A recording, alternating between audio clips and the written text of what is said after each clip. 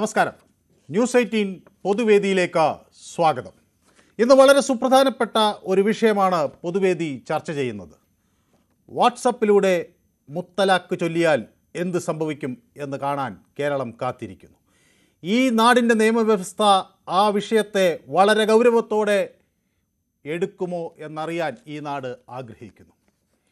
ഇന്ന് കാസർഗോഡ് നിന്ന് പുറത്തു വന്ന ഒരു വാർത്ത ഒരല്പം ആശ്വാസം പകരുന്നതാണ്. കഴിഞ്ഞ കുറച്ച് ദിവസങ്ങളായി ഒരു പരാതിയുമായ ഒരു പെൺകുട്ടിയും അവളുടെ അച്ഛനും പോലീസിനെ സമീപിക്കുകയാണ്.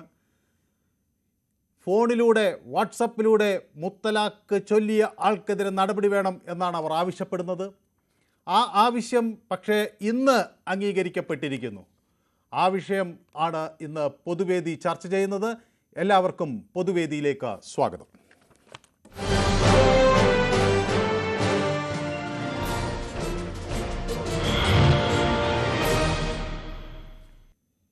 പൊതുവേദിയിൽ ആദ്യം ചേരുന്നത് ഈ പെൺകുട്ടിയുടെ അച്ഛൻ തന്നെയാണ്. നെല്ലിക്കാട്ടെ അബ്ദുൾ റസാഖിനെതിരെയാണ് ഈ പെൺകുട്ടിയും അച്ഛനും കേസ് കൊടുത്തിരിക്കുന്നത്. ഒപ്പം അവരുടെ ഭർത്താവിൻ്റെ വീട്ടിലുണ്ടായ ചില പീഡനങ്ങളും അതുമായി അനുബന്ധിച്ച വിഷയങ്ങളിലും അവർ പരാതിയുമായി വന്നിട്ടുണ്ട്. ഏതായാലും ഈ പെൺകുട്ടിയുടെ അച്ഛന് എന്താണ് പറയാനുള്ളത് എന്ന് നമുക്ക് കേൾക്കാം. ഇതിൽ എങ്ങനെയാണ് ഈ പോലീസ് ആദ്യഘട്ടങ്ങളിൽ നിങ്ങളോട് പെരുമാറിയത്? വാട്സപ്പ് വഴിയുള്ളൊരു സന്ദേശം കിട്ടി മുത്തലാഖിനെ സംബന്ധിച്ചിടത്തോളം. അങ്ങനെ 3 തലാഖ് ചൊല്ലി മകളെ ഉപേക്ഷിച്ചു എന്നൊരു ആൾ പറയുകയാണ്. ഈ പരാതിയുമായി പോലീസിലേക്ക് ചെന്നപ്പോൾ എന്തായിരുന്നു താങ്കൾക്കുണ്ടായ അനുഭവം? ആദ്യമായി ഞാൻ ന്യൂസ് 18 ചാനലിന് പ്രത്യേക അഭിനന്ദനം അറിയിക്കുകയാണ്. 5-6 ദിവസമായി ഞങ്ങൾ പോലീസ് സ്റ്റേഷനിൽ ഈ പരാതിയുമായി ചെന്നിട്ട് മുനിയാന്ന് 4 ദിവസം മുന്നേ ഞങ്ങൾ പരാതിയുമായി ചെന്നപ്പോൾ 1-ാം തീയതി CI സർ വരാൻ പറയുകയും 1-ാം തീയതി വിളിച്ചിട്ട് ഫോൺ കോൾ ചെയ്തിട്ടാകുമ്പോൾ CI പറഞ്ഞു എനിക്ക് പനിയാണ്, നാളെ വന്നാൽ മതി എന്നാണ്. അങ്ങനെ ഇന്ന് ന്യൂസ് 18 ചാനലിന്റെ പ്രതിനിധി അടക്കം ബൈജു സർ അടക്കം പോലീസ് സ്റ്റേഷനിൽ വന്നതിന് ശേഷമാണ് ഈ FIR ഇട്ടിട്ടുള്ളത്. അതിന് ഞങ്ങൾ ആദ്യമായി ന്യൂസ് 18 ചാനലിന് ഞങ്ങളുടെ ഇത് പ്രശ്നത്തിന് മുഴുവൻ സപ്പോർട്ടും ചെയ്ത ന്യൂസ് 18 ചാനലിന് പ്രത്യേക അഭിനന്ദനങ്ങൾ അറിയിക്കുകയാണ്. അത് കേൾക്കുമ്പോൾ വല്ലാത്ത സന്തോഷം തോന്നുന്നു. അത് 2 കാരണങ്ങൾ കൊണ്ടാണ്. അത് ന്യൂസ് 18 എന്നത് ഒരു വശത്ത് മാത്രവുമല്ല, അവിടെ കാസർഗോഡുള്ള എൻ്റെ അടുത്ത സുഹൃത്ത് KV ബൈജു എത്രയോ വർഷങ്ങളായി പത്രപ്രവർത്തന രംഗത്തുള്ള ആളാണ്. ഒരു 2.5-3 പതിറ്റാണ്ടോളം പത്രരംഗത്തുള്ള ബൈജു ഇതുപോലെ ഒട്ടനവധി വിഷയങ്ങളിൽ ശക്തമായ ഇടപെടലുകൾ നടത്തിയിട്ടുണ്ട്. ഏതായാലും ഇനി നീതി ലഭ്യമാകും, ഉറപ്പാകും എന്ന വിശ്വാസമുണ്ടോ താങ്കൾക്ക്? ഞങ്ങൾക്ക് ന്യൂസ് 18 ചാനൽ ഞങ്ങളുടെ കൂടെ ഉണ്ടെങ്കിൽ നമുക്ക് ഉറപ്പായിട്ടും ഇതിൽ ഞങ്ങൾക്ക് നീതി കിട്ടുമെന്നാണ് ഞങ്ങളുടെ വിശ്വാസം. എല്ലാ സമയത്തും ഞങ്ങൾക്ക് ബൈജു സർ വിളിച്ചുകൊണ്ടുണ്ട്, ഫോൺ കോൾ ഇട്ട് എല്ലാ സമയത്തും ഉണ്ട്. പോലീസുമായി സംസാരിച്ചിരുന്നു. പോലീസ് CI എടുക്കുന്നില്ലെങ്കിൽ SP-യുമായി സംസാരിച്ചിട്ടെങ്കിലും ഞങ്ങൾ ഇതിന് നീതി വാങ്ങിത്തരുമെന്നാണ് ബൈജു സർ ഞങ്ങളോട് പറഞ്ഞത്. ഞാൻ മറ്റൊരു കാര്യം കൂടി ചോദിക്കട്ടെ. ഈ പെൺകുട്ടി സ്വാഭാവികമായി ദുഃഖത്തിലായിരിക്കുമല്ലോ. ഈ പ്രശ്നങ്ങളൊക്കെ ഉണ്ടായ ഒരു സാഹചര്യം ഉണ്ടായി. പിന്നീട് അതിനുശേഷം അവർക്ക് ഇപ്പോൾ ഈ വിഷയം പോലീസ് ഏറ്റെടുത്തു, അല്ലെങ്കിൽ പോലീസ് ഇത് അന്വേഷിക്കുന്നു എന്നൊക്കെ പറഞ്ഞപ്പോൾ ഒരു ആത്മവിശ്വാസം ഉണ്ടായോ? എന്താണ് അത് സംബന്ധിച്ച് തോന്നിയത്? തീർച്ചയായും ആത്മവിശ്വാസം കൂടിയിട്ടുണ്ട്. കുട്ടിക്ക് എല്ലാ പരിരക്ഷയും നൽകുമെന്ന് തന്നെയാണ് ഞങ്ങളുടെ വിശ്വാസം. ഇതിന് ശേഷം ഈ കേസ് പുറത്തു വന്നതിന് ശേഷം ഭർത്താവിന്റെ വീട്ടുകാരോ ആരെങ്കിലും ബന്ധപ്പെടുകയോ കേസിൽ നിന്ന് പിന്മാറണമെന്ന് ആവശ്യപ്പെടുകയോ അങ്ങനെ വല്ലതും ചെയ്തോ? ഇല്ല ചെയ്തില്ല സർ. ഏതായാലും ശക്തമായി തന്നെ ഈ കേസുമായി മുന്നോട്ട് പോകാനാണ് ആഗ്രഹിക്കുന്നത് അല്ലേ? തീർച്ചയായും ശക്തമായി മുന്നോട്ട് പോകാൻ തന്നെയാണ് ഞങ്ങൾ. അതിന് നിങ്ങൾ ചാനലുകാരിൽ പൂർണ്ണ പിന്തുണ തരണമെന്നാണ് ഞങ്ങളുടെ അപേക്ഷ. ഏതായാലും വളരെ നന്ദി ന്യൂസ് 18 ഈ പ്രതികരണങ്ങൾ നൽകിയതിന്. ഒരു പെൺകുട്ടി തൻ്റെ നീതിക്കായി പോലീസ് സ്റ്റേഷനിലെത്തിയിരിക്കുകയാണ്. രാവിലെ എനിക്ക് ദൃശ്യങ്ങൾ കണ്ടപ്പോൾ അല്പം വിഷമം തോന്നി. അവിടെ വന്ന് ഇങ്ങനെ കാത്തുകെട്ടി നിൽക്കേണ്ട വരുന്നൊരു അവസ്ഥ. കുറേ കൂടി നമ്മുടെ നിയമ സംവിധാനങ്ങൾ മെച്ചപ്പെട്ടതായിരുന്നെങ്കിൽ പോലീസിന് അങ്ങോട്ട് ചെന്ന് ഈ കുട്ടിയുടെ മൊഴി ഒരു വനിതാ പോലീസിന് രേഖപ്പെടുത്താമായിരുന്നു. ആ സാഹചര്യമാണ് ഇന്ന് നമ്മൾ കാണേണ്ടിയിരുന്നത്. പക്ഷേ അതിന് പകരം ഏതായാലും ഈ പെൺകുട്ടി അങ്ങോട്ട് ചെന്നിരിക്കുന്നു.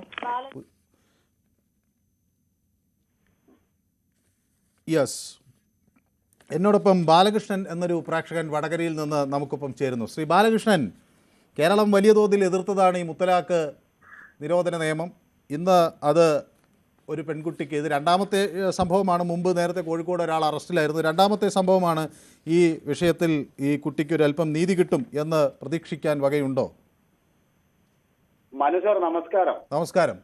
ഞാൻ അന്നേ ഇതിന്റെ ചർച്ച നടന്നപ്പോ തന്നെ പറഞ്ഞതല്ലേ സാർ, മുത്തലാഖ് നിയമത്തിൽ ഒരു മുസ്ലിം യുവതി പറയുന്നതാണ്, എന്റെ മതാചാര ഖുർആനിൽ പറഞ്ഞതുപോലെ മുത്തലാഖ് നിയമത്തിന്റെ പേരിൽ എന്റെ ഭർത്താവ് മഹനീയമായ നിയമത്തിന്റെ പേരിൽ പുറത്താക്കിയെന്ന് പറഞ്ഞ് സന്തോഷിക്കുന്ന ഒരു സ്ത്രീ ആണെങ്കിൽ അവരുടെ ഭർത്താവിന്റെ പേരിൽ ആരും കേസെടുക്കത്തില്ല. അതേ സ്ഥാനത്ത് മറ്റൊരു യുവതി പറയുകയാണ്, ഈ കരി നിയമത്തിന്റെ പേരിൽ എന്റെ ഭർത്താവ് പെരുവയിലാക്കിയെന്ന് പറഞ്ഞാൽ നിയമ നടപടി സ്വീകരിക്കുന്നു. സത്യത്തിൽ നിയമ നടപടി ഉണ്ടായിരിക്കും സാർ. കേരള സർക്കാരല്ല, ഏത് പൊന്നാപുരം കോട്ടയിലെ സർക്കാരായാലും നിയമ നടപടി എടുക്കേണ്ടി വരും. കാരണം മുത്തലാഖ് കേന്ദ്ര സർക്കാർ നിരോധിച്ചിരിക്കുകയാണ്. അപ്പൊ അതുകൊണ്ട് അതിൽ നിന്നൊരു അഭ്യാസം കളിക്കുവാനും പിണറായി വിജയനല്ല പൊന്നു തമ്പുരാൻ വിചാരിച്ചാലും സാധ്യമല്ല. മുത്തലാഖ് പോലുള്ള കാര്യനിയമങ്ങൾ ഇന്ത്യയിൽ ഇനി അങ്ങോട്ട് ഒരു നിയമവും അങ്ങനത്തെ ഒന്നും വെച്ച് പൊറപ്പിക്കുകയില്ല. അപ്പം തന്നെ ഏവക സിവിൽ കോഡ് വരും. ഇതിൽ ആകെ ഒരു ചെറിയ പരാതി അവർക്കുള്ളത്, ഈ വിമർശിക്കുന്ന ആളുകൾ ഇതിനെ എതിർക്കുന്നത് ഒരു വിഭാഗത്തിന് മാത്രം ഇപ്പോൾ ഇത് ക്രിമിനൽ കേസാകുന്നു, മറുവിഭാഗത്തിന് ഇതാകുന്നില്ല എന്നതാണ്. മറുവിഭാഗത്തിനും കൂടി ഒരു ക്രിമിനൽ കേസ് വരേണ്ടതല്ലേ? ഇല്ല സാർ, ഹൈന്ദവ സമുദായത്തിലെ വിവാഹം ഒരു ഭർത്താവ് ഒരു ഭാര്യനെ ഉപേക്ഷിച്ചാൽ നിയമ നടപടി ഇല്ലേ? ഉണ്ട്, പക്ഷെ അത് ക്രിമിനൽ കേസല്ല, സിവിൽ കേസാണ്. ക്രിമിനൽ അത് ക്രിമിനൽ കേസായി എടുക്കുന്നില്ലല്ലോ, അതൊരു സിവിൽ കേസല്ലേ. അത് വിവാഹ മോചനം എന്നതൊരു സിവിൽ കേസാണല്ലോ. ഭാര്യയെ ഉപേക്ഷിക്കുന്നു, ഡെസേർട്ടിങ് വൈഫ് എന്ന് പറയുന്നത് ഒരു ഗ്രൗണ്ടാണ്. എന്തിന്? വിവാഹമോചനത്തിനുള്ളൊരു ഗ്രൗണ്ടാണ്. അങ്ങനെയാണ് ഞാൻ മനസ്സിലാക്കുന്നത്. അതിൽ നമുക്ക് ഈ വിഷയത്തിൽ നിയമജ്ഞർ വരുമെന്നാണ് ഞാൻ വിചാരിക്കുന്നത്. അപ്പോൾ കൂടുതൽ വിശദമായി ചോദിക്കാം. എന്നെ സംബന്ധിച്ച് പറയാൻ ഒരു കാര്യം എനിക്ക് പറയാനുണ്ട് സാർ. ഇത് ഈ യുവതിക്ക് ഒരു പരാതി ഇല്ലെങ്കിൽ ഒരു പ്രശ്നം ഗവൺമെന്റ് എന്താ സാർ, മോഡി സർക്കാരിന് എന്താ? ഒരു യുവതി പറയാണ് എന്റെ ഖുർആനിൽ പറയുന്ന നിയമപ്രകാരമാണ് എന്റെ ഭർത്താവ് എന്നെ മൊയ്യല്ലി എന്ന് പറഞ്ഞാൽ ഒരു പ്രശ്നമില്ല. ഇത് ഇടതും പലതും സർക്കാർ ഉണ്ടാക്കുന്നതാണ്. അതേസമയത്ത് ഒരു യുവതി പറയുകയാണ് എന്നെ പെരുവയിലാക്കി എന്ന് പറഞ്ഞാൽ നിയമ നടപടി എടുക്കണം സാർ, എടുത്തിരിക്കും.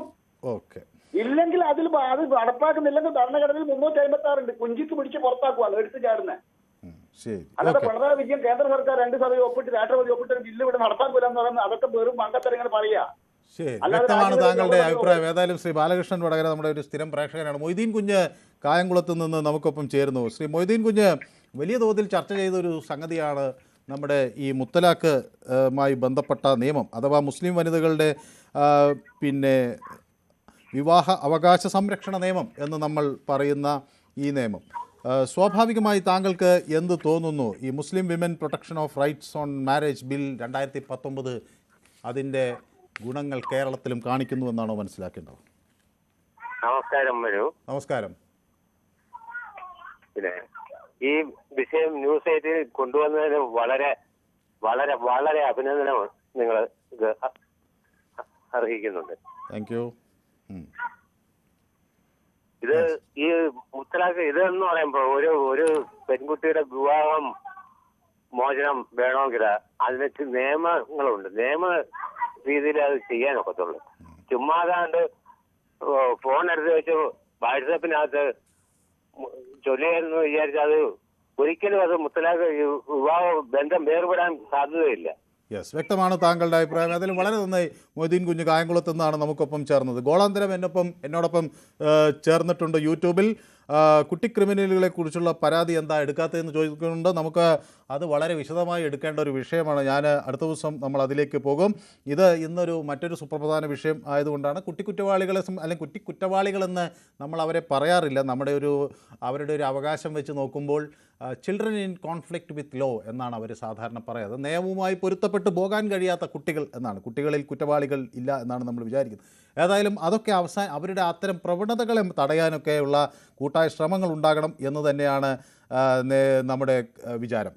കൃഷ്ണദാസ് എന്നോട് പറയുന്നു, മുത്തലാഖ് നിയമം നിലവിലുണ്ടല്ലോ, അപ്പോൾ അവർക്ക് നീതി കിട്ടണമല്ലോ എന്നാണ് പറയുന്നത്. അതെ കൃഷ്ണദാസ്, നീതി കിട്ടണമെന്നാണ് പറയുന്നത്. പക്ഷേ 27-ാം തീയതി പരാതിയുമായി പോയി ഒടുവിൽ ഞങ്ങളുടെ റിപ്പോർട്ടർക്ക് പോലീസിനെ ചെന്ന് കാണേണ്ടി വന്നു. ഇതെന്താണ് നിയമ നടപടി എടുക്കാത്തത്? ഇത് നിങ്ങൾ ഈ കുട്ടിയുടെ മൊഴി എടുക്കില്ല എന്ന് ചോദിക്കേണ്ട ഒരു സാഹചര്യം വന്നു. സംഗതി മാധ്യമങ്ങൾ ഏറ്റെടുക്കുമെന്ന് തോന്നുന്ന ഘട്ടത്തിലാണ് പോലീസിനൊന്ന് ആക്ട് ചെയ്യേണ്ടി വന്നതെന്നാണ് എനിക്ക് തോന്നുന്നത്. കേരളത്തിൽ അവർക്ക് എന്തും ചെയ്യാനുള്ള അവകാശം പിണറായി കൊടുത്തിട്ടുണ്ട് എന്ന് ഗോളാന്തരം കളിയാക്കുകയും ചെയ്യുന്നു. ഓക്കെ, ഞാൻ അടുത്ത പ്രേക്ഷകൻ ശരത്താണ്. ശരത്,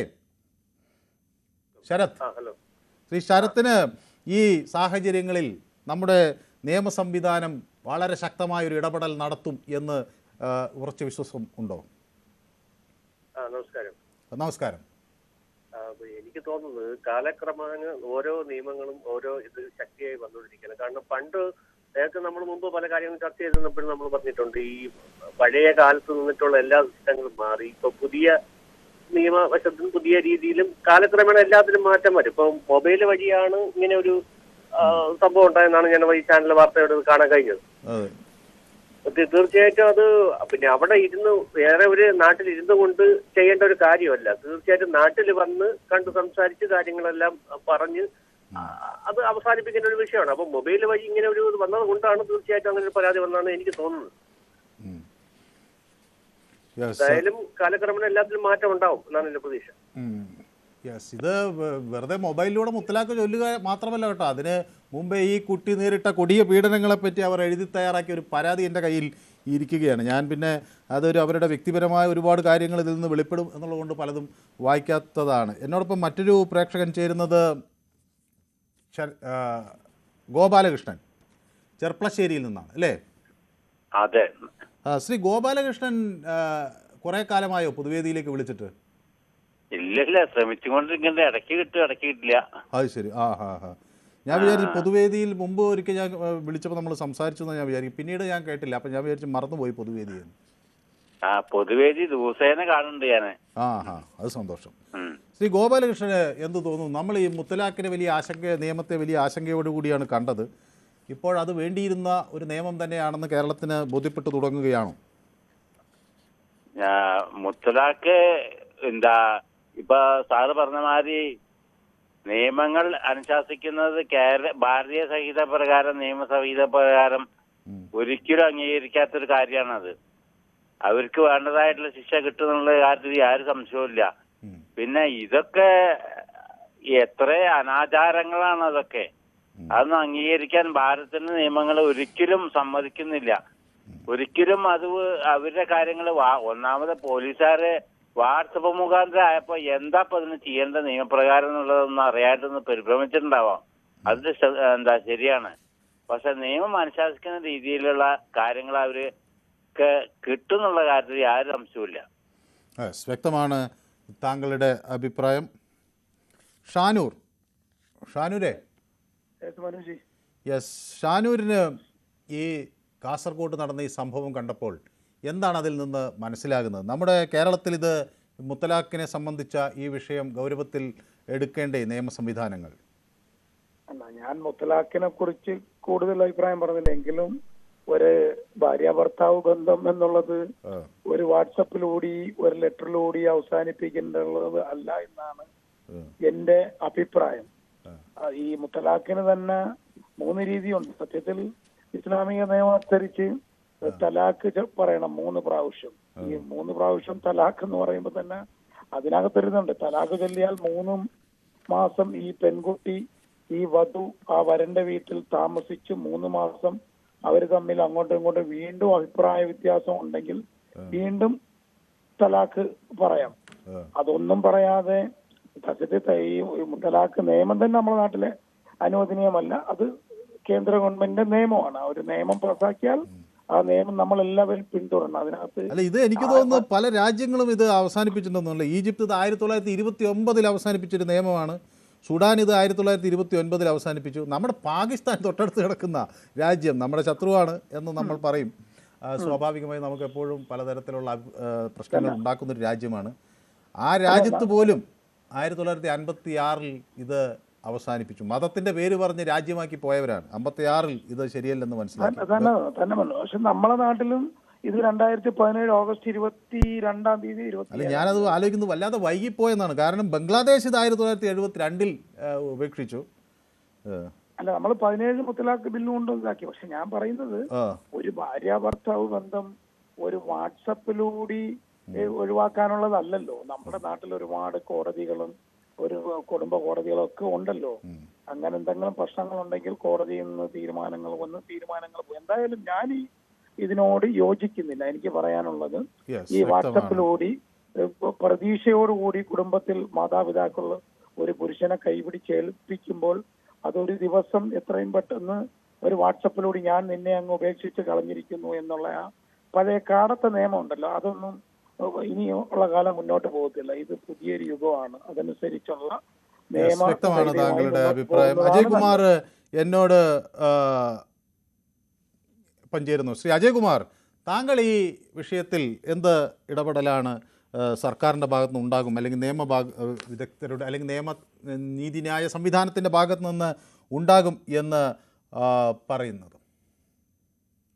ശ്രീ മനു, ഈ വിഷയത്തിലേക്ക് വരുന്നതിന് മുമ്പായിട്ട് ഈ മുത്തലാഖ് നിയമം നമ്മുടെ രാജ്യത്ത് കൊണ്ടുവന്ന നാളില് ഞാൻ കേരളത്തിലെ ഒരു പ്രസിദ്ധമായ ഒരു ആശുപത്രിയുടെ പേരൊന്നും പറയുന്നില്ല, എന്റെ ഭാര്യയുടെ ചികിത്സാർത്ഥം അവിടെ താമസിക്കുകയായിരുന്നു. അപ്പൊ ഈ ഒരു അക്കാഡമിക് ഇൻട്രസ്റ്റിന് വേണ്ടി അവിടെ ജോലി ചെയ്തിരുന്ന ഡോക്ടർ, മറ്റ് നഴ്സ്, പിന്നെ അഡ്മിനിസ്ട്രേഷൻ സ്റ്റാഫ് ഉൾപ്പെടെ പല സമയങ്ങളിലായിട്ട് 7 പെൺകുട്ടികൾ, യുവതികൾ ഇവരോട് ഞാൻ ചോദിച്ചു ഇതിനെപ്പറ്റി എന്താണ് നിങ്ങളുടെ അഭിപ്രായം. 6 പേര് ശക്തമായിട്ട്, ഒന്നിച്ചല്ല ചോദിക്കുന്നത്, പല സന്ദർഭങ്ങളിലാണ് ചോദിച്ചത്, ശക്തമായിട്ട് ഇതൊരു കാടൻ നിയമമാണ്, ഇതെടുത്ത് കളഞ്ഞതിൽ ഞങ്ങൾ അങ്ങേയറ്റം സന്തോഷിക്കുന്നു. ഒരു പെൺകുട്ടി മാത്രം അതിന്റെ വിവാഹം നടന്നിട്ടില്ല. അത് പറഞ്ഞു, എനിക്കൊന്നും അറിയില്ല ഇതിനെപ്പറ്റി വിശദമായിട്ട്, എന്റെ ഉപ്പായും ഉമ്മായും എന്ത് പറയുന്നു അത് ഞാൻ കേൾക്കും എന്നാണ് ആ പെൺകുട്ടി പറഞ്ഞത്. അപ്പോൾ ഒരു ഗ്രൗണ്ട് റിയാലിറ്റിയാണ് ഞാൻ ഈ വിഷയത്തിൽ പറയുന്നത് ഇദ്ദേഹത്തിന്റെ അടുത്ത്. ഇത് സത്യമാണ്, ഇതിനകത്ത് ഒരു ഫാബ്രിക്കേറ്റഡ് ആയിട്ട് ഒന്നുമില്ല. ഇനി മുത്തലാഖ് നിയമത്തിലേക്ക് വരാം. എന്താണ് മുത്തലാഖ് നിയമം? നിങ്ങളിങ്ങനെ ഇലക്ട്രോണിക്കലി 3 പ്രാവശ്യം തലാഖ് ചൊല്ലി പറഞ്ഞു വിട്ടു കഴിഞ്ഞാൽ ഇന്ത്യൻ ശിക്ഷാ നിയമം അനുസരിച്ച് നോൺ ബൈലബിൾ ഒഫൻസ് ആണ്. അദ്ദേഹത്തെ ഇതിനോടകം അറസ്റ്റ് ചെയ്തിരിക്കണം. അറസ്റ്റ് ചെയ്തോ എനിക്കറിയില്ല, നിങ്ങൾ എഴുതി കാണിക്കുന്നതിലൊന്നും അറസ്റ്റ് ചെയ്തിട്ടില്ല. അത് പരാതി കൊടുത്തിട്ടല്ലോ, ഇനിയിപ്പോ അന്വേഷിച്ച അയാളെ അറസ്റ്റ് ചെയ്ത് അകത്തിടുക. ഇനി അയാൾക്ക് ബെയിൽ കൊടുക്കണമെങ്കിൽ ഈ കംപ്ലൈന്റ് കൊടുത്തിരിക്കുന്ന ഈ പെൺകുട്ടിയുടെ പെർമിഷനും പിന്നെ മജിസ്ട്രേറ്റിനും തോന്നണം. ഇതിലെ ബെയിൽ കൊടുക്കാൻ പറ്റത്തുള്ളൂ. 3 വർഷം ജയിലിൽ കിടക്കുകയും ചെയ്യും. ഇത് നിയമമോ, ശക്തമായ നിയമമാണിത്. ഇതിനകത്ത് നിന്ന് രക്ഷപ്പെടാൻ ആര് ഭരിച്ചു അല്ലെ ആര് ഭരിക്കുന്നില്ല അതിന്റെ ഒന്നും പേരിൽ രക്ഷപ്പെടാൻ ആർക്കും പറ്റുകയില്ല. ഇത് ഈ രാജ്യത്തുണ്ടാക്കിയിരിക്കുന്ന ഒരു നിയമമാണിത്. വ്യക്തമാണ്. നിരവധി ആളുകൾ കാത്തിരിക്കുന്നുണ്ടാണ്. ശ്രീ അജയ് കുമാർ, വളരെ നന്ദി താങ്കളുടെ പ്രതികരണത്തിന്. എന്നോട് ഗോളാന്തരം പറയുകയാണ്, മനുവിന് വളരെ ഗൗരവം കൂടിയെന്നാണ്. എനിക്ക് ഗൗരവം കൂടിയതല്ല കേട്ടോ. അത് എനിക്ക് തോന്നുന്നത് നമ്മളിപ്പോൾ ഇന്ന് സാധാരണഗതിയിൽ പൊതുവേദി വേറൊരു ഫ്ലോറിലാണ് അവതരിപ്പിക്കുക, ഇന്ന് നമ്മളത് മറ്റൊരു ഫ്ലോറിലാണ് അവതരിപ്പിക്കുന്നത്. അപ്പോൾ സ്വാഭാവികമായും ആ ഫ്ലോർ മാറിയതിൻ്റെ ചില പ്രശ്നങ്ങളായിരിക്കാം. ചിലപ്പോൾ അങ്ങനെയാണല്ലോ, നമ്മൾ പെട്ടെന്ന് മാറി നിൽക്കുമ്പോൾ ഉണ്ടാകുന്ന ഒരു പ്രശ്നമായിരിക്കാം. അതായിരിക്കും ഗൗരവം എന്ന് പറഞ്ഞു. മാത്രമല്ല, ഞാൻ സാധാരണഗതിയിൽ നിന്നാണ് പൊതുവേദി അവതരിപ്പിക്കുന്നത്. ഇന്ന് ഈ ഫ്ലോറിൻ്റെ ഒരു സംവിധാനം ഇരുന്ന് അവതരിപ്പിക്കേണ്ടതാണ്. അപ്പോൾ അതിൻ്റെ ഒരു മാറ്റമായിരിക്കാം. അതുകൊണ്ട് ഇരുന്നത് കൊണ്ട് ഗൗരവം എന്ന് വിചാരിക്കുന്നതാകാം. ഞാൻ തന്നെ, എനിക്ക് കാര്യമായൊരു മാറ്റമൊന്നുമില്ല. പക്ഷേ ഇതിലെന്താ പറ്റിയെന്ന് വെച്ചാൽ ഗോളാന്തരം, ഞാൻ ഈ കുട്ടി നൽകിയ പരാതി എനിക്ക് കിട്ടിയെങ്കിലും ഞാനത് ഇതിന് കയറുന്നതിന് മുൻപാണ് ഒരല്പം അത് ആഴത്തിൽ വായിച്ചത്. അപ്പോൾ വല്ലാത്ത ഒരു പ്രശ്നങ്ങൾ ഇതിൽ കാണുമ്പോൾ അത് വല്ലാതെ ടച്ചിങ് ആകുന്ന ഒരു പരാതിയാണ്. അപ്പോൾ അത് ഒരു പക്ഷേ എന്നെ സ്വാധീനിച്ചിട്ടുണ്ടാണ്. കാരണം ഈ കുട്ടിയെ പൂട്ടിയിടുന്നു, ഭക്ഷണം കിട്ടാതെ കുട്ടി കുഴഞ്ഞു വീഴുന്നു, അടിക്കുന്നു, മായും പായും മാത്രം ചേർത്തുള്ള വാക്കുകൾ വിളിക്കുന്നു. അങ്ങനെ ശാരീരിക പീഡനം, മാനസിക പീഡനം മാത്രമല്ല, കുട്ടിയുടെ സ്വർണവും മറ്റുമൊക്കെ എടുത്ത് വിൽക്കുന്നു, സ്ത്രീധനത്തിന് വേണ്ടിയുള്ള അറ്റാക്ക്. അതെല്ലാം കഴിഞ്ഞാണ് ഇൻസ്റ്റാഗ്രാമിൽ പരിചയപ്പെട്ട് ഒരു സ്നേഹസൗഹാർദ്ദത്തോടു കൂടി വിവാഹം കഴിച്ച ഇവർ ഒടുവിൽ വാട്സപ്പ് വഴി പിരിയുന്നൊരു സാഹചര്യമുണ്ടാകും. ഞാനത് വായിച്ചതിൽ എനിക്കൊരു ചെറിയൊരു വിഷമം ഉണ്ടായിരിക്കാം. അതുകൊണ്ടാണ് ഒരു പക്ഷേ ഉണ്ടെങ്കിൽ അതുമായിരിക്കാം ഒരു പക്ഷേ എനിക്ക് അത്ര കണ്ട് ചിരിച്ച് കൊണ്ട് ഈ പരിപാടി അവതരിപ്പിക്കാൻ കഴിയും. നമ്മളും മനുഷ്യരാണല്ലോ, ചില സമയത്ത് ഇതൊക്കെ കേൾക്കുമ്പോഴും വേദനിക്കുകയൊക്കെ ചെയ്യും. മോഹനൻ ES പറയുന്നു, ഇടക്കെട്ട് കെട്ടാതെ തിരിച്ചു കെട്ടാൻ സമ്മതിക്കുമോ എന്ന്. അതൊക്കെ മതപരമായ കാര്യങ്ങൾ, നമ്മൾ അതിൽ അങ്ങനെ അഭിപ്രായം പറയില്ല. ഞാൻ ഈ നിയമത്തിൻ്റെ വശത്തു നിന്നും കൊണ്ട് നമുക്ക് കൂടുതൽ സംസാരിക്കാം. KP മഞ്ജുനാഥ് എനിക്ക് ഹായ് പറയുന്നുണ്ട്. ഹിസാനി എനിക്ക് എന്തോ ഒരു ചിഹ്നം അയക്കുന്നുണ്ട്. അത് അനുകൂല ചിഹ്നമാണെന്നാണ് ഞാൻ വിചാരിക്കുന്നത്. എനിക്കത് എന്താണെന്ന് പെട്ടെന്ന് മനസ്സിലാകുന്നില്ല. യെസ്, മോഹൻദാസ് അല്ലേ ആലത്തൂർ നമുക്കൊപ്പം ചേരുന്നത്? യെസ്, ശ്രീ മോഹൻദാസ് നമ്മുടെ ഒരു സ്ഥിരം പ്രേക്ഷകനാണ്. ശ്രീ മോഹൻദാസ്, ഈ കുടുംബ പ്രശ്നങ്ങൾ ഇന്ന് വളരെയധികം കൂടുകയാണ്. അങ്ങ് വളരെ പരിചയസമ്പന്നനായ ഒരാളാണ്, ഒരുപക്ഷെ ഒരു സീനിയർ സിറ്റിസൺ എന്ന നിലയിൽ ഒരുപാട് ഇത് കാണുകയൊക്കെ ചെയ്യുന്നതാണ്. ഇപ്പോൾ ഈ കുടുംബങ്ങൾ തമ്മിലുള്ള അകൽച്ച വല്ലാതെ വരുന്നു.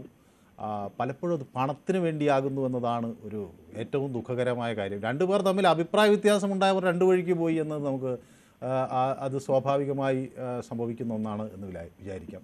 പക്ഷെ പണത്തിന് വേണ്ടി, സ്വർണത്തിന് വേണ്ടി ഒക്കെ ഇങ്ങനെ ഉള്ള നിലപാടുകൾ എടുക്കുമ്പോൾ അത് വാട്സപ്പിലൂടെയൊക്കെ ഈ മുത്തലാഖ് ചൊല്ലുന്നതിനെ ഈ നിയമം കർശനമായി എതിർക്കുന്നത് ശരിയാണെന്ന് തോന്നിപ്പോകുന്നില്ലേ ശ്രീ മോഹൻദാസ്?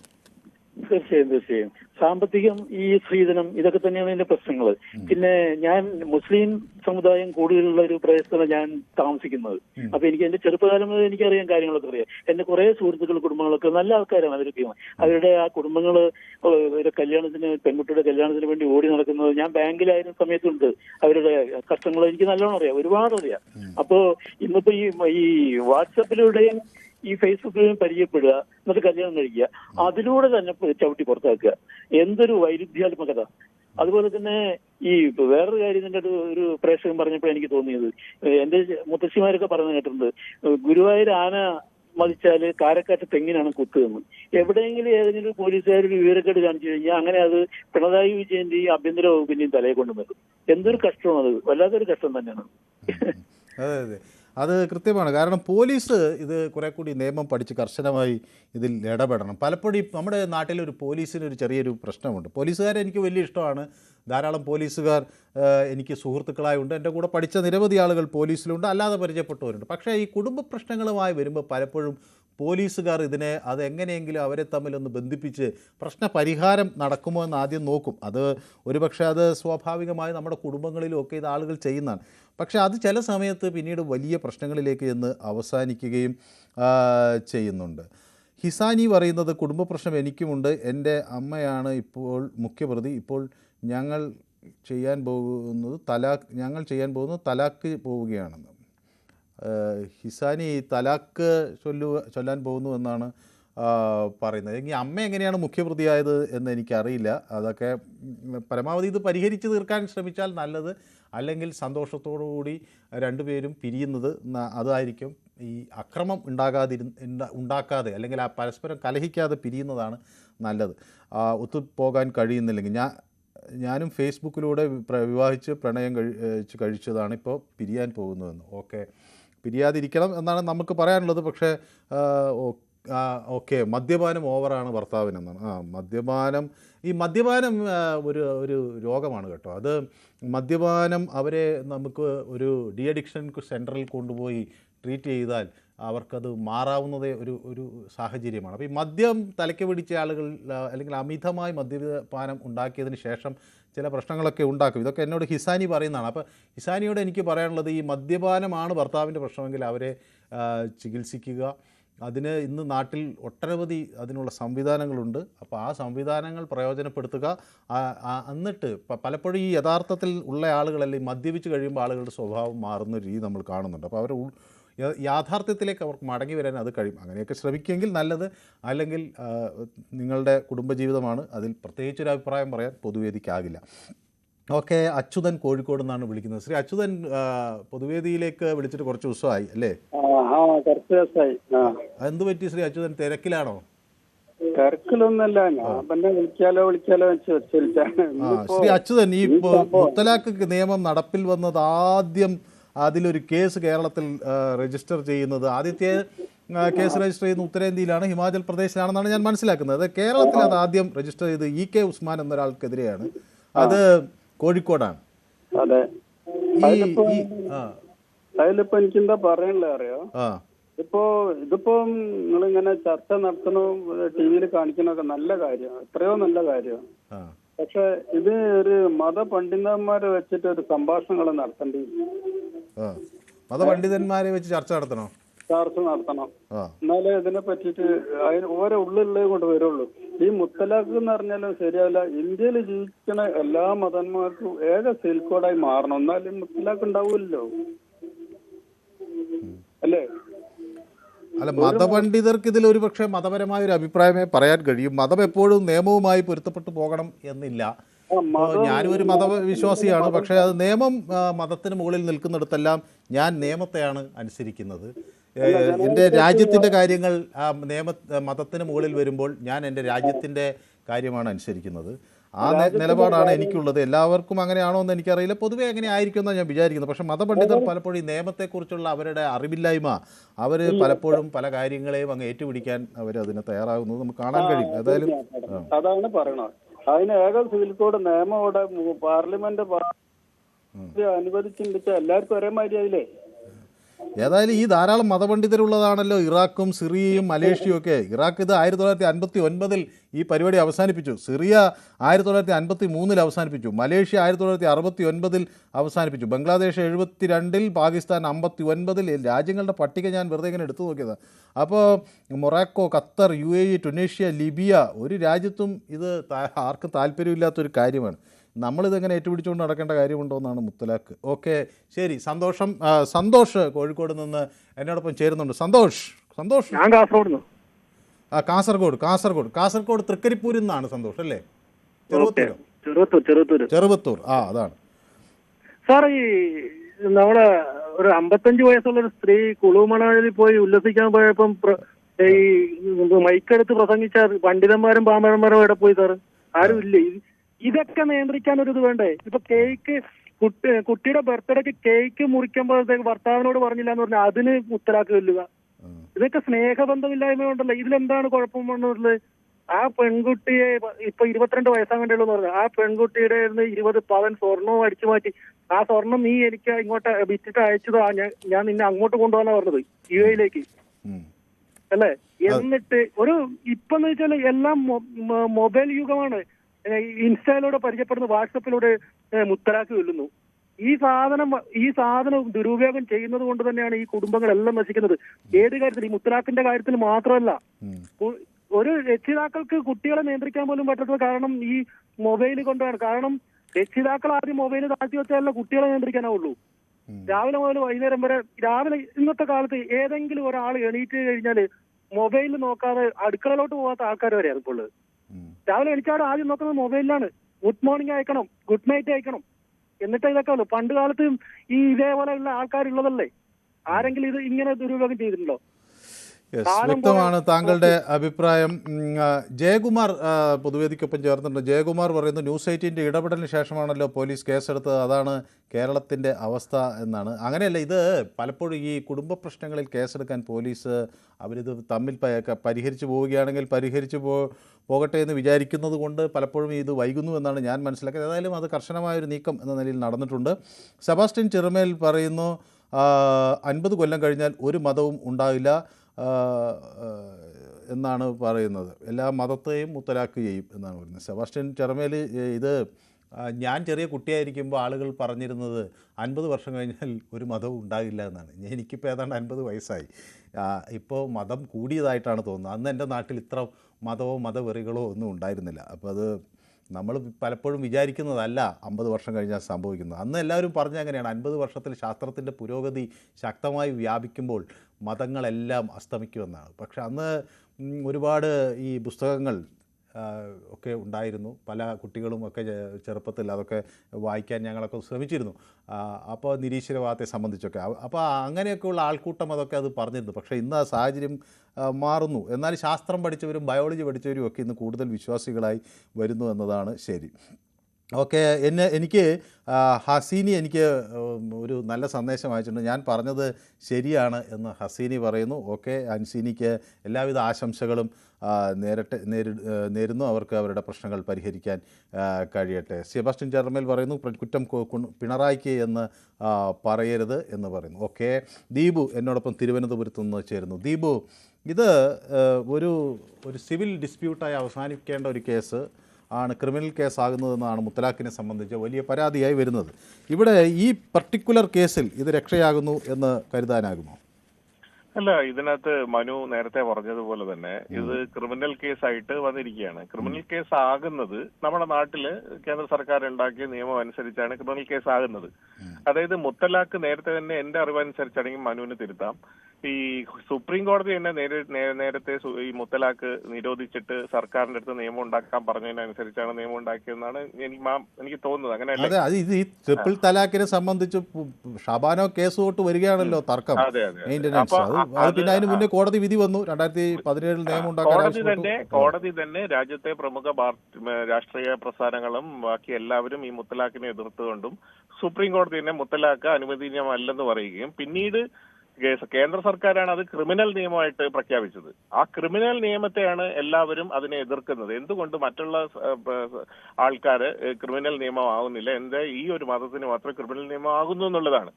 ഇതിനകത്ത് വരുന്ന ഒരു കാര്യം മനു പറഞ്ഞതുപോലെ ഒരു പേപ്പർ നിറയെ, ഒരു പുറം നിറയെ അല്ലെങ്കിൽ 2 പുറം നിറയെ ആ കുട്ടിക്കുണ്ടായ പീഡനങ്ങളെ കുറിച്ച് എഴുതിയിട്ടുണ്ടെന്ന് പറയുന്നു.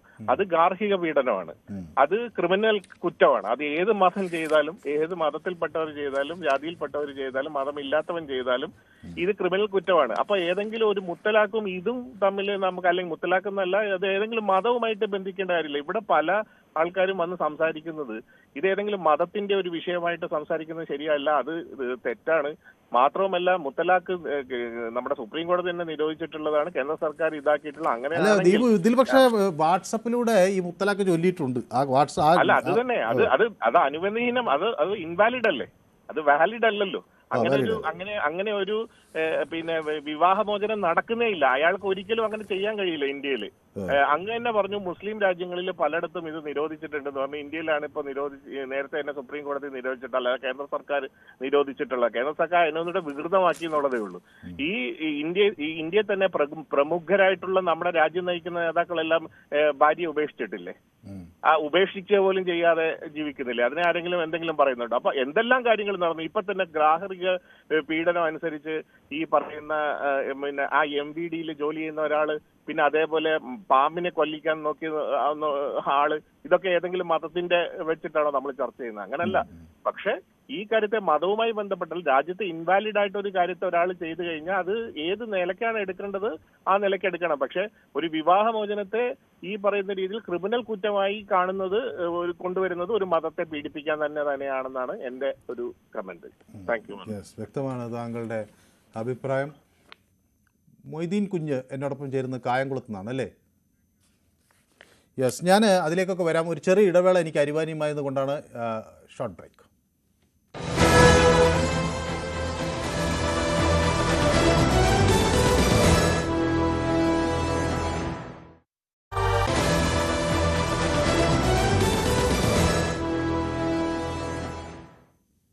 യെസ്, പൊതുവേദി തുടരുന്നു. പ്രകാശ് പത്മനാഭൻ എന്നൊരു പ്രേക്ഷകൻ എനിക്ക് MM എന്നൊക്കെ ഒരു മെസ്സേജ് അയക്കുന്നുണ്ട്.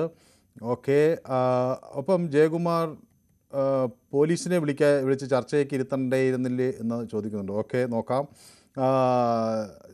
സെബാസ്റ്റ്യൻ പറയുന്നത് ആരിഫ് ഹുസൈൻ ജയ്. എനിക്ക് തോന്നുന്നു ആരിഫ് ഹുസൈൻ എന്ന് പറയുന്നത് ഈ നിരീശ്വര സംഘവാദ സംഘത്തിൽപ്പെട്ട ഒരു യൂട്യൂബിലൊക്കെ ഞാൻ കണ്ടിട്ടുള്ള ആരിഫ് ഹുസൈൻ ആണെന്ന് ഞാൻ വിചാരിക്കുന്നു. അദ്ദേഹത്തിന് ജയ് വിളിക്കുകയാണ്.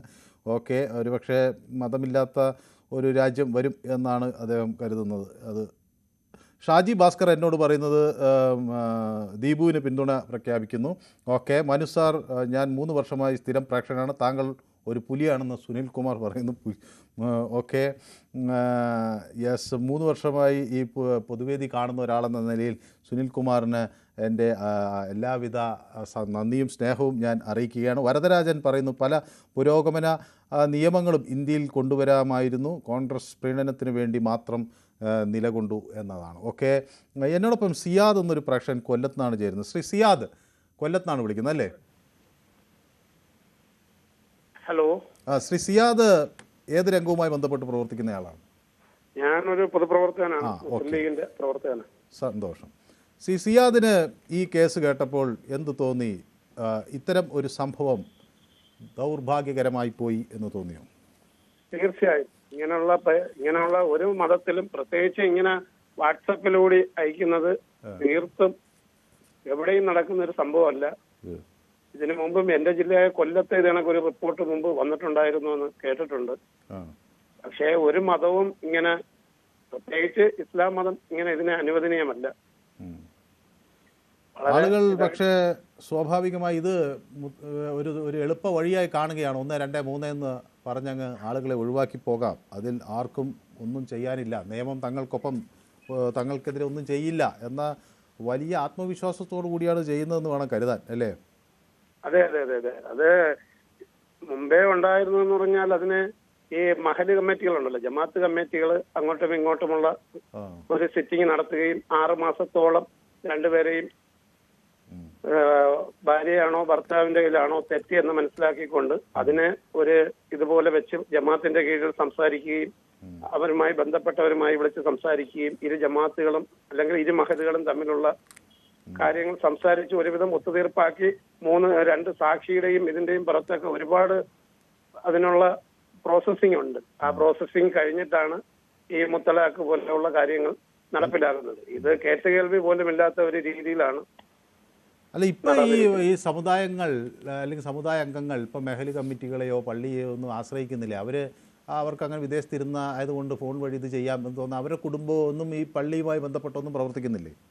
അതെ അതെ അതെ അതെ അത് ഇപ്പം അങ്ങനെ പുതിയതായിട്ട് ഈ നിയമം 2017 ശേഷം വന്നതിന് ശേഷം, അതിനു മുമ്പും ഈ കുറച്ചൊക്കെ ഈ പറഞ്ഞതുപോലെ സാർ ഉദ്ദേശിച്ചതുപോലെ മുമ്പ് ഇങ്ങനെ ഫോണിലൂടെയും അല്ലാതെയും ഒക്കെ കത്തയച്ചും ഒക്കെ ചെയ്യിക്കുമായിരുന്നു. എന്നാലും പക്ഷെ ജമാഅത്തുകൾക്കും മഹല് കമ്മിറ്റികൾക്കും ഒരു തികഞ്ഞ പിടുത്തം ഈ സമുദായത്തിന്റെ മേൽ അല്ലെങ്കിൽ ഈ ജനങ്ങളുടെ മേലുണ്ടായിരുന്നു.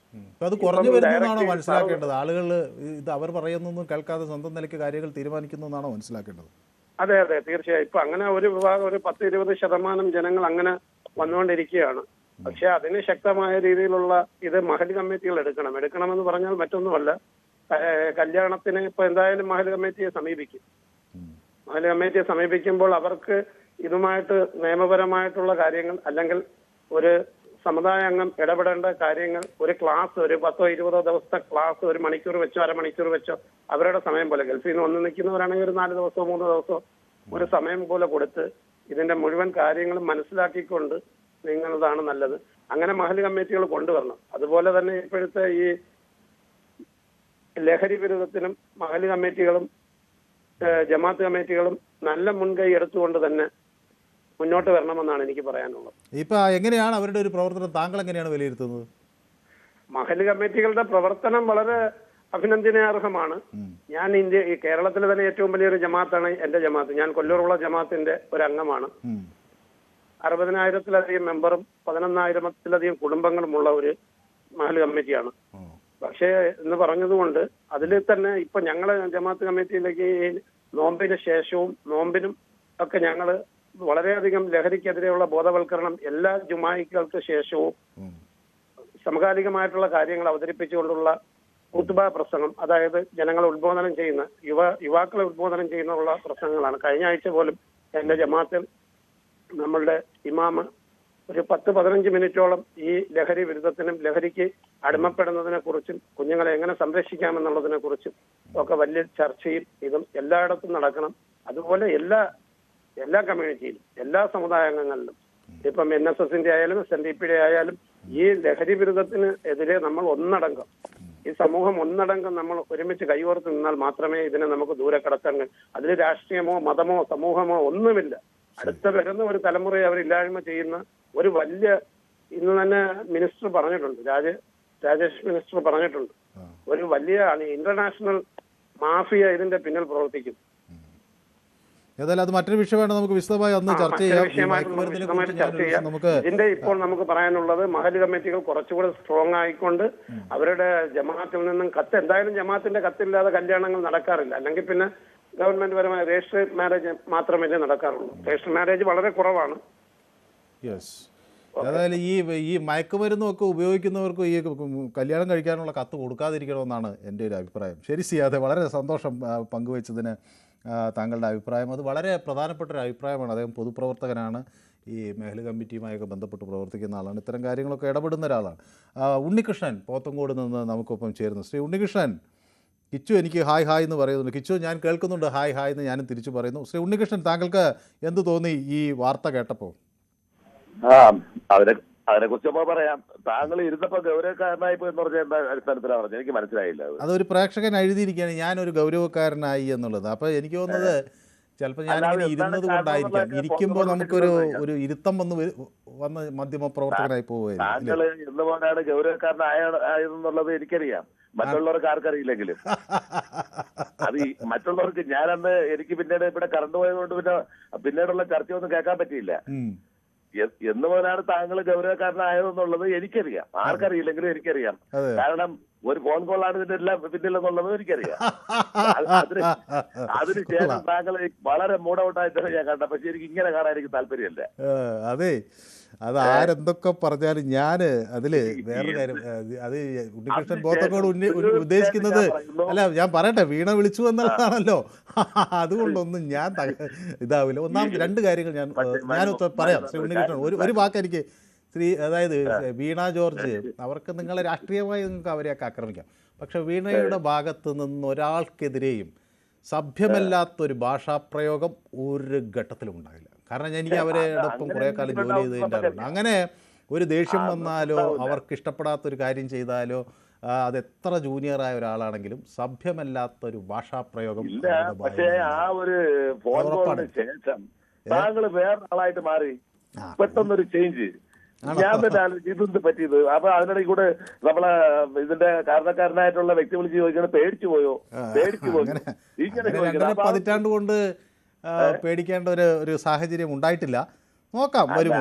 ഏതായാലും ഇനിയിപ്പോൾ പേടിയുടെ ആവശ്യം വല്ലാതെ കുറയുകയാണ്. കാരണം എന്താണെന്ന് വെച്ച് കഴിഞ്ഞാൽ മക്കളൊക്കെ വലുതായി. പണ്ട് നമ്മളെ ഭയപ്പെടുത്തുന്ന ഒരു കാര്യം അവരെ സംബന്ധിക്കുന്ന കാര്യങ്ങളാണല്ലോ, അവരുടെ പഠിത്തം കാര്യങ്ങളൊക്കെ. അപ്പോൾ ഇപ്പോൾ പേടിയൊക്കെ വല്ലാതെ കുറഞ്ഞു. ഏതായാലും വീണ അങ്ങനെ ഒരാളെ പേടിപ്പിക്കുന്ന ഒരാളല്ല കേട്ടോ. ഞാൻ അതാണ് ഈ ആളുകൾ ഇതിങ്ങനെ ഒരു തെറ്റിദ്ധാരണ വരുത്തുന്നത് കൊണ്ടാണ് ഞാൻ പറയുന്നത്. വീണ ഒരാളെ പേടിപ്പിക്കുന്ന ഒരാളല്ല. അവരുടെ കയ്യിൽ നിന്ന്, അവരുടെ വശത്തു നിന്ന് അസഭ്യം അല്ലെങ്കിൽ സഭ്യമല്ലാത്ത ഒരു ഭാഷാപ്രയോഗവും ഉണ്ടാവില്ല. യെസ്, ഇല്ല, അങ്ങനെ ഞാൻ വിശ്വസിക്കുന്നില്ല. പക്ഷെ ഞാൻ തന്നെ പറഞ്ഞ അതിനുശേഷം താങ്കൾക്കൊരു മൊത്തത്തിലൊരു മാറ്റം. അത് താങ്കൾ ഇന്ന് എന്ത് പറഞ്ഞാലും ശരി തന്നെ, ഞാനിത് സ്ഥിരമായിട്ട് കാണുന്ന ഒരു വ്യക്തിയാണ്. പിന്നെ അതുകൊണ്ട് എനിക്ക് താങ്കളുടെ മുഖഭാവം കണ്ടാൽ എനിക്ക് മനസ്സിലാവും എന്തിനു പറയുന്നത്. ചുരുക്കം പറഞ്ഞാൽ താങ്കളെ ഇരുത്തി അത് ഞാൻ 2 ദിവസം കഴിഞ്ഞാൽ വീണ്ടും നിൽക്കും. അതൊരു ചെറിയൊരു സാങ്കേതിക പ്രശ്നമാണ്. ഞങ്ങളുടെ ഫ്ലോർ ഒന്ന് മാറ്റുന്നു. അതുകൊണ്ട് ശ്രീ ഉണ്ണികൃഷ്ണൻ, അതെ, അധികം ഇതല്ല, നാളെ തന്നെ നിൽക്കും. ഇപ്പൊ എനിക്ക് അതാണ് ഇത് തീരുമെന്ന് എന്ന് തീരുമെന്ന് ഞാൻ ചോദിക്കായിരുന്നു. അപ്പൊ അവിടെ എന്നോട് പറയും നാളെ തന്നെ നിൽക്കാനുള്ള ഏർപ്പാട് ചെയ്യാതെ, മറ്റുള്ളവർക്ക് തെറ്റിദ്ധാരണ ഉണ്ടാക്കാതെ താങ്കളെ ഇരിക്കുന്നതാണ് നല്ലത്. അല്ലെങ്കിൽ അവര് വിചാരിക്കും ആ ഒരു ഫോൺ കോളിൽ താങ്കൾ ഇരുന്നോ എന്ന് വിചാരിക്കും. നമ്മൾ വിഷയത്തിലേക്ക് 2 വാക്ക് സംസാരിക്കാം. വിഷയത്തിലേക്ക് 2 വാക്ക് സംസാരിക്കാം. കഷ്ടം, വളരെ ദയനീയമായിട്ടുള്ള കാഴ്ചയാണ് നമ്മൾ ഈ കുറെ കാലങ്ങളായിട്ട്, ഇന്നൊന്നിനെ തുടങ്ങിയതല്ല. അവർക്ക് ഈ ചെറുപ്പക്കാര് ആരെയും പ്രത്യേകിച്ച് പറയുന്നതല്ല, ഒരു കാലം കുറച്ച് ദിവസം കഴിഞ്ഞാൽ അവരുദ്ദേശിക്കുന്ന ഒരു കാലയളവ് കഴിഞ്ഞാൽ പിന്നെ ഈ പെൺകുട്ടികളെ അവർ എങ്ങനെയെങ്കിലും ഒഴിവാക്കാനാണ് നോക്കുന്നത്. എന്ത് സംസ്കാരമാണെന്ന് ഒന്നും മനസ്സിലാവുന്നില്ല. ഈ ഒരു പെൺകുട്ടിയെ എന്തുമാത്രം കഷ്ടപ്പെട്ടാണെന്നറിയാം ഓരോ വീട്ടിൽ നിന്നും ഒരു വിവാഹം കഴിച്ചൊക്കെ അയക്കുന്നത്. എന്തെല്ലാം സ്വപ്നങ്ങൾ അവരെ ഭാവിയെ കുറിച്ച് കണ്ടാണ് ഇവര് ഓരോ അമ്മയും അച്ഛനും ഒക്കെ സഹോദരങ്ങളും എവിടുന്നെല്ലാം കടം വാങ്ങിച്ച് എന്തെല്ലാം കഷ്ടപ്പെട്ട് അയക്കും. യവനൊക്കെ അതൊന്നും ചിന്തിക്കാതെ ഒരു നിമിഷം കൊണ്ട് 1, 2, 3 എന്ന് പറഞ്ഞ് അടക്കണം. എന്ത് ഗതികേടാണെന്ന് ആലോചിച്ച് നോക്കണം. ഈ ഒരു പെൺകുട്ടി അയക്കുമ്പോൾ ആ ഒരു കുടുംബം തന്നെ കടം കൊണ്ട് മുള്ളു വരെയാണ്. അല്ലാതെ ഇവിടെ ആരും സമ്പാദിച്ച് കൂട്ടിക്കൊണ്ടൊന്നും അല്ല ഒരു പെൺകുട്ടി അയക്കാനായിട്ടൊക്കെ ഇറങ്ങുന്നത്. ഈ മഹാഭാവികൾ ഇതൊന്നും മനസ്സിലാക്കുന്നില്ലെന്നുള്ളതാണ് കഷ്ടം. ഞാനും ഇതൊക്കെ വർഷങ്ങൾക്ക് മുമ്പ് അനുഭവിച്ച വ്യക്തിയാണ് ഞാൻ. എനിക്കും ഉണ്ടായിരുന്ന 2-3 സഹോദരിമാരൊക്കെ ഉണ്ടായിരുന്നതാണ്. നമ്മളൊക്കെ ഏത് ലെവലിൽ ജീവിക്കേണ്ട ആൾക്കാരെന്നറിയാം. പക്ഷെ ഭാഗ്യം കൊണ്ട് അവർ നല്ല രീതിയിൽ ജീവിക്കുന്നതുകൊണ്ടാണ് ഒരു സന്തോഷം. ഇത് കാണുമ്പോൾ സഹിക്കാൻ പറ്റുന്നില്ല.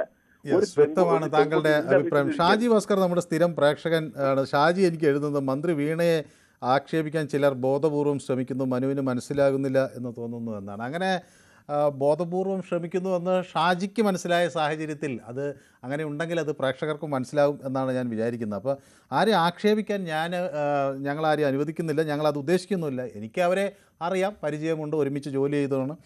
സ്വാഭാവികമായി ഞാനിതിനെ കാണുന്നത് പൊതുവേദിയെ അവർ ഗൗരവത്തിലെടുക്കുന്നു എന്നതാണ്. കാരണം നമ്മൾ കേരളത്തിലെ കുറേ മനുഷ്യർ വൈകുന്നേരം 4 മണിക്ക് ഈ വിഷയം, ഏതെങ്കിലും ഒരു വിഷയം ചർച്ച ചെയ്യുമ്പോൾ അത് ഗൗരവത്തിൽ ചർച്ച ചെയ്യുന്നു എന്ന് ഈ നാട് മനസ്സിലാക്കുന്നു എന്നതാണ് അതിൽ നമ്മുടെ ഒരു നേട്ടമായി ഞാൻ കാണുന്നത്. അപ്പോൾ നാടിനെന്ത് പറയാനുണ്ട് എന്ന് അധികൃതരും ബന്ധപ്പെട്ടവരും കേൾക്കുന്നു. അവരതിന് ഒരു പ്രതികരണം നൽകുന്നു എന്ന് പറയുമ്പോൾ അത് ഈ പൊതുവേദിയിലെ പ്രേക്ഷകരുടെ കരുത്ത് എന്ന തരത്തിൽ അതിനെ കാണാൻ പഠിക്കണം എന്ന് ഞാൻ പലതവണ പറഞ്ഞു. അല്ലാതെ ഒരു മന്ത്രി എന്നെ വിളിച്ച് ഭയപ്പെടുത്തി എന്ന് പറഞ്ഞാൽ അങ്ങനെ അവർക്ക് ഭയപ്പെടുത്തേണ്ട കാര്യമൊന്നുമില്ല. ഇപ്പം ഞാൻ എന്തെങ്കിലും പറഞ്ഞാൽ ലോകം അവസാനിക്കാനൊന്നും പോകുന്നില്ല. പക്ഷേ പൊതുവേദിയിലെ പ്രേക്ഷകരെ അവർ സത്യം അറിയിക്കാൻ, അല്ലെങ്കിൽ അവരുടെ വശം കേൾക്കാൻ അവരും കൂടി ആഗ്രഹിക്കുന്നു എന്നതാണ് ആ പ്രേക്ഷകർക്ക് കിട്ടുന്നൊരു പ്രാധാന്യം. അതാണ് ന്യൂസ് 18 ആഗ്രഹിക്കുന്നത്. യെസ്, സാജൻ സ്കറിയ നമുക്കൊപ്പം. സാജൻ സ്കറിയ ചേരുന്നു. മതനിയമങ്ങൾ രാജ്യത്തിൻ്റെ നിയമങ്ങൾക്ക് അതീതമാകരുത്. നിയമങ്ങൾ നിലവിൽ വരുമ്പോൾ അത് തങ്ങളുടെ വിശ്വാസത്തിനെതിരാണെന്ന് പറഞ്ഞ് എതിർക്കുന്നതും ദുഃഖകരമാണ് എന്ന് ഡോക്ടർ സാജൻ സ്കറിയ പറയുന്നു. നാസർ എന്നോടൊപ്പം ചേരുന്നു. ശ്രീ നാസർ, കുമിൾ നാസർ, എഴുത്തുകാരൻ, സാഹിത്യകാരൻ അല്ലേ? കുമിൾ നസീർ. യെസ്. ശ്രീ നസീർ, ഒരു നാടിനെ മുന്നോട്ട് നയിക്കേണ്ട വലിയ ഉത്തരവാദിത്വമാണ് സാഹിത്യകാരന്മാർക്കൊക്കെ ഉള്ളത്. നമ്മുടെ സമൂഹത്തിലെ ഇത്തരം പ്രശ്നങ്ങളെ ശക്തമായി എതിർക്കുന്ന സാഹിത്യകാരന്മാരെ ഒന്നും ഞാൻ കണ്ടില്ല. ഇക്കരെ ഒരു വിഷയം വരുമ്പോൾ കേരളത്തിൻ്റെ ഈ സാഹിത്യ ലോകമുണ്ടല്ലോ, ഇവിടെ വലിയ കാര്യങ്ങളൊക്കെ ഉച്ചരിച്ച് വലിയ ശബ്ദങ്ങളിൽ ആഞ്ഞടിക്കുന്ന സാഹിത്യകാരൻ, നവോത്ഥാന നായകന്മാരും ഒക്കെ ആയിട്ട് നടക്കുന്ന ആളുകൾ ആരെങ്കിലും പ്രതികരിക്കും എന്ന് ഞാൻ വിചാരിച്ചു. അങ്ങനെ നിരാശനായി ഇരിക്കുമ്പോഴാണ് ശ്രീ കുമിൾ നസീർ വിളിക്കുന്നത്. എന്തുപറ്റി ഈ സാഹിത്യ ലോകത്തിൽ? അവരിതൊന്നും കാണുന്നില്ലേ ശ്രീ നസീർ? നമ്മുടെ ഈ സമൂഹത്തിലെ കുറെ കാലം മുമ്പ് ഇത്തരം വിഷയങ്ങളില് സാഹിത്യ സാമൂഹ്യ രംഗങ്ങളിലെ ആൾക്കാരുടെ സടകുടഞ്ഞ് എണീറ്റിട്ടുണ്ട്. അതിന്റെ പ്രതിഫലനം നമ്മൾ കണ്ടിട്ടുണ്ട്. ശരിയല്ലേ? താങ്കൾ പറയുന്ന പോലെ ഈ അടുത്ത കാലങ്ങളായിട്ട് വളരെ സൂക്ഷിച്ചാണ് അവർ സംസാരിക്കുന്നത്. സൂക്ഷിച്ച്. കാരണം എന്ന് വെച്ചാൽ ഏതെങ്കിലും ഒരു വിഭാഗത്തിന്റെ നോട്ടപ്പുള്ളിയാകുമോ, അവർ എങ്ങനെ പ്രതികരിക്കും എന്നൊക്കെയുള്ള ആ ഒരു അളന്ന് കുറിച്ചാണ് സംസാരിക്കുന്നത്. എനിക്ക് തോന്നുന്നത് ഈ പണ്ടൊക്കെ പുസ്തകത്തിന്റെ കരുത്താണ് സാഹിത്യകാരന്മാർക്ക് കരുത്തായിരുന്നത്. ഇപ്പൊ അവാർഡുകളാണ് അവരെ വലുതാക്കുന്നത് അല്ലെ? അവാർഡില്ലെങ്കിൽ ഒന്നും വിലയില്ല. പുസ്തകം ചിലപ്പോൾ നല്ല ആളുകൾ വായിക്കുകയും ഇഷ്ടപ്പെടുകയും സ്നേഹിക്കുകയും ചെയ്യുന്ന ആളുകളായിരിക്കാം. പക്ഷേ ഒരു സംസ്ഥാന സർക്കാരിൻ്റെയോ ദേശീയ പുരസ്കാരമൊന്നും കിട്ടിയില്ലെങ്കിൽ പിന്നെ അവർ അടയാളപ്പെടുത്താതെ പോകും എന്ന് ഒരു ഭയം അല്ലേ? അങ്ങനെയൊക്കെ അതൊക്കെ ഉണ്ടാവാം ഒരു പക്ഷേ. ഞാൻ പറഞ്ഞല്ലോ, ഇവിടെ നമ്മളിവിടെ ഉന്നയിച്ചിരിക്കുന്ന വിഷയം വാട്സപ്പിലൂടെ എന്ന് മാത്രമല്ല, മുത്തലാഖ് എന്ന് പറയുന്ന ഈ പ്രാകൃത നിയമങ്ങൾ മാറേണ്ടതാണ് എന്നാണ് എൻ്റെ അഭിപ്രായം. ഞാൻ ആ സമുദായത്തിൽ ജനിച്ച ഒരാളാണ്. അപ്പൊ ഒരു മുസൽമാൻ ആവണമെങ്കിൽ അവർ പറയുന്ന വെച്ചാൽ ജനിച്ചത് കൊണ്ട് മാത്രമല്ല, ചില ക്രൈറ്റീരിയസ് ഒക്കെ ഉണ്ട്, എങ്കിൽ മാത്രമേ മുസൽമാൻ ആകുകയുള്ളൂ എന്നൊക്കെ പറഞ്ഞു. പക്ഷെ എന്ത് തന്നെയായാലും വാട്സപ്പിലൂടെ എന്നല്ല, ഈ മുത്തലാഖ് 1, 2, 3 പറഞ്ഞിട്ട് ഡിവൈസ് ചെയ്യുന്ന ഇത്തരം സിസ്റ്റങ്ങളെയൊക്കെ നമ്മൾ എന്തിന്റെ അടിസ്ഥാനത്തിലായാലും അത് നിർത്തലാക്കേണ്ടതാണ്. അതിപ്പോ സാഹിത്യകാരന്മാരോ എഴുത്തുകാരോ പ്രതികരിച്ചോ ഇല്ലയോ എന്നുള്ളതിന് നമ്മളിവിടെ പ്രസക്തിയില്ല. നമ്മൾ അതിനു വേണ്ടി ഈ പൊതുവേദി എന്റെ അഭിപ്രായത്തിൽ നല്ലൊരു പ്ലാറ്റ്ഫോമാണ് കേട്ടോ അത്. അപ്പൊ അതുകൊണ്ട് തന്നെ ഇപ്പൊ കുറച്ച് നാളായിട്ട് ഞാൻ ശ്രദ്ധിക്കാറുണ്ട്. അത്യാവശ്യം ഫ്രീ ഉള്ള സമയങ്ങളിൽ അത് പ്രതികരിക്കാറുണ്ട്. ഓക്കെ, എന്തായാലും എന്റെ അടുത്തൂടെ ഒരു അനൗൺസ്മെന്റ് പോകണം, അതുകൊണ്ട് കൂടുതൽ സംസാരിക്കുമ്പോൾ വ്യക്തമാവില്ല. ഏതായാലും വളരെ നന്ദി ശ്രീ കുമിൾ നസീർ, ഒരു സാഹിത്യകാരനാണ്. അദ്ദേഹം നമ്മുടെ പൊതുവേദിയിലേക്ക് വിളിച്ചതിന്റെ അഭിപ്രായം പങ്കുവച്ചതിൽ സന്തോഷം. ഹംസ എന്നോടൊപ്പം ചേരുന്നത് എവിടെ നിന്നാണ് ശ്രീ ഹംസ വിളിക്കുന്നത്? ഞാൻ മലപ്പുറത്ത് വിളിക്കുന്നത്. കുറ്റിപ്പുറത്ത് നിന്നാണോ? അതെ. ഞാൻ ഈ ന്യൂസ് ഇന്നലെ കേട്ടിട്ടുണ്ടായിരുന്നു. പക്ഷെ ഒരുപാട് വിഷമം തോന്നിപ്പോയി. കാരണം ഈ മുത്തലാഖ് എന്ന് പറഞ്ഞ ഒരു കാടത്ത് നിയമം നമുക്ക് ഒരിക്കലും അംഗീകരിക്കാൻ പറ്റില്ല. ഒന്നാമത് 3 നിക്കാഹും കൂടി ഒറ്റയടിക്ക് ഒരു വാട്സപ്പിലൂടെ ചെല്ലിയിട്ട് ഒരാളെ ഒരു നിക്കാഹം കഴിച്ച പെണ്ണ് ഒഴിവാക്കുന്നത് വളരെ ഈസിയായ ഒരു കാര്യമാണല്ലോ. ഒരിക്കലും നമുക്ക് അംഗീകരിക്കാൻ പറ്റുന്ന കാര്യമല്ല. എന്നാൽ ഇസ്ലാമികയിൽ അങ്ങനെ ഇല്ലെന്നാണ് എന്റെ വിശ്വാസം. ഇത് ശ്രീ ഹംസ ആളുകൾ ഇങ്ങനെയൊക്കെ ചെയ്യുന്നത് ഇതിന്റെ പിന്നിൽ മതം പിന്തുണയ്ക്കും എന്ന തെറ്റിദ്ധാരണയാണ്, ഒരു വിശ്വാസമാണ്. അത് ഒന്നാമത് മതത്തെക്കുറിച്ച് വലിയ അറിവില്ലാത്ത ആൾക്കാരായിരിക്കും അവർ. പക്ഷേ അല്ലെങ്കിൽ മതത്തിനെ വേറെ രൂപത്തിൽ കാണുന്ന ആൾക്കാരായിരിക്കും. അവരവരുടെ നയങ്ങൾക്ക് വേണ്ടി മതത്തിനെ വളച്ചൊടിക്കായിരിക്കാം.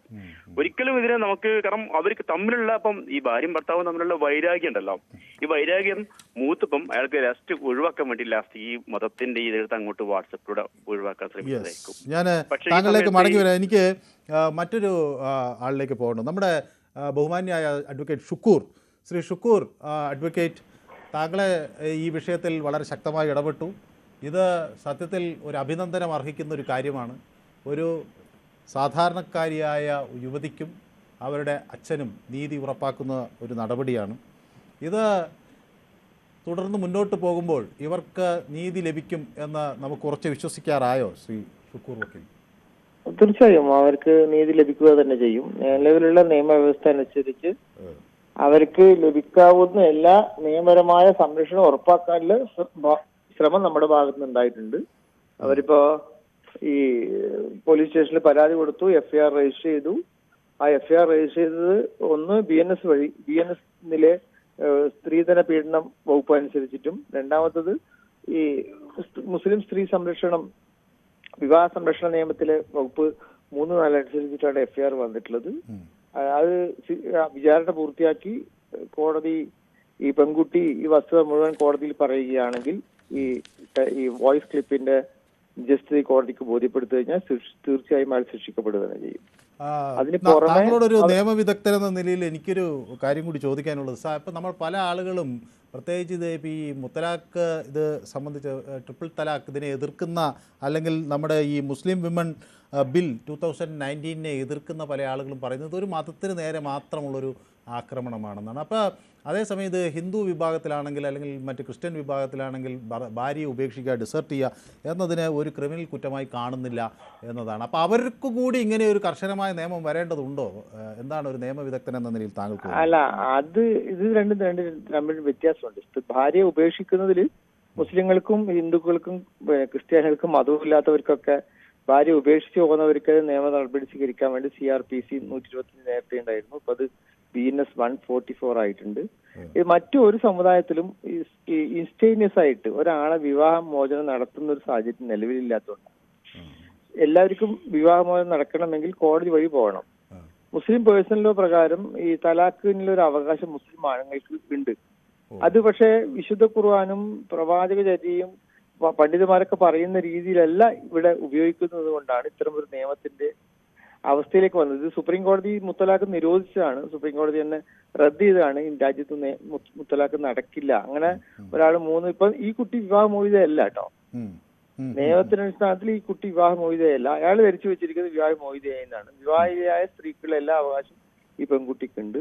ഇനി അയാൾ വിവാഹമോചനം നടത്തണമെങ്കിൽ 1-ാം തലാഖ് ചൊല്ലി, വീണ്ടും 1 മാസം കഴിഞ്ഞ് 2-ാം തലാഖ് ചൊല്ലി, പിന്നെ 3-ാമത്തെ തലാഖ് ചൊല്ലണം. എങ്കിൽ മാത്രമേ നടക്കൂ. അല്ലെങ്കിൽ കോടതി വഴി അയാൾ നടപടി സ്വീകരിക്കേണ്ടതുണ്ട്. അപ്പം ഇത് ഭാര്യയെ ഒഴിവാക്കുന്നതിനല്ല, ഉപേക്ഷിച്ചതിനല്ല, ഇൻസ്റ്റേനിയസ് ആയിട്ട് ഒരു പെടുന്നനെ വിവാഹമോചനം നടത്തുക എന്നുള്ളൊരു കുറ്റകൃത്യമായി രാജ്യത്തൊരു നിയമം പറയുന്നത് കൊണ്ട് ഇത് വരുന്നതാണ്. അത് 2 തരത്തിൽ അതിനെ കാണാം. ഒന്ന്, ഈ മുസ്ലിങ്ങൾ മാത്രം പ്രതിപട്ടികയിലേക്ക് വരുന്ന ഒരു സാഹചര്യം ഒഴിവാക്കാൻ വേണ്ടിയാണ് നമ്മൾ എതിർക്കുന്നത്. കാരണം മറ്റു സമുദായത്തിലൊന്നും ഇങ്ങനെ വിവാഹമോചനത്തിന് സാധ്യത പറ്റില്ല. ഭാര്യ ഉപേക്ഷിക്കാം. ഇയാൾ പോലും ഈ പെൺകുട്ടി ഉപേക്ഷിച്ചു പോയാൽ അതിന് മറ്റു തരത്തിലെ നിയമ നടപടി സ്വീകരിക്കാൻ പറ്റും. ഇയാൾ ഈ വിവാഹമോചനം നടത്താൻ വേണ്ടി അയാൾക്ക് കിട്ടിയ തെറ്റായ മതത്തെക്കുറിച്ചുള്ള ധാരണയോ അല്ലെങ്കിൽ അയാളുടെ മനസ്സിൽ എവിടെയോ കിട്ടിയ മതത്തെക്കുറിച്ചുള്ള ബോധമാണ്, അല്ലെങ്കിൽ ആ മതത്തെ തെറ്റായി വ്യാഖ്യാനിച്ച് കിട്ടിയ ഒരു ധാരണ കൊണ്ടാണ് അയാൾ ഇങ്ങനെ ഈ വാചകം പറഞ്ഞു കഴിഞ്ഞാൽ, ഞാൻ 3 തലാഖ് ചൊല്ലി വിവാഹബന്ധം വേർപിരിച്ചു എന്ന വാചകം പറഞ്ഞാൽ വിവാഹബന്ധം വേർപെടും എന്ന് അയാൾ ധരിച്ചുകൊണ്ടാണ് അയാൾ ഇങ്ങനെ പറയേണ്ടി വന്നത്. അത് തെറ്റായ മതവ്യാഖ്യാനവും തെറ്റായ മതപരമായ അറിവും കൊണ്ട് സംഭവിക്കുന്നതാണ്. നേരെ മറിച്ച് ഇപ്പം അതിനെക്കുറിച്ച് കൃത്യമായ ധാരണ അയാൾ ഉണ്ടായിരുന്ന ആ പരിപാടി അയാൾ നടത്തുമായിരുന്നില്ല. അല്ല, ഈ സമുദായങ്ങളുടെയൊക്കെ ഒരു നേതാക്കളുടെയൊക്കെ ഒരു നിലപാട് എന്താണ്? പ്രത്യേകിച്ച് മേഖല കമ്മിറ്റികളൊക്കെ ഇതിനെ ഇപ്പോൾ ഈ പൊതുവേദിയിലേക്ക് വിളിച്ച കുറേ ആളുകൾ പറഞ്ഞ മേഖല കമ്മിറ്റിയൊക്കെ ഇതിനെയൊക്കെ എതിർക്കുന്നു എന്നാണ്. അപ്പോൾ ഇത്തരം കാര്യങ്ങൾക്കെതിരെയുള്ളൊരു നീക്കത്തിന് അവരുടെ ഭാഗത്തുനിന്നുള്ള പിന്തുണ ലഭിക്കുന്നുണ്ടോ?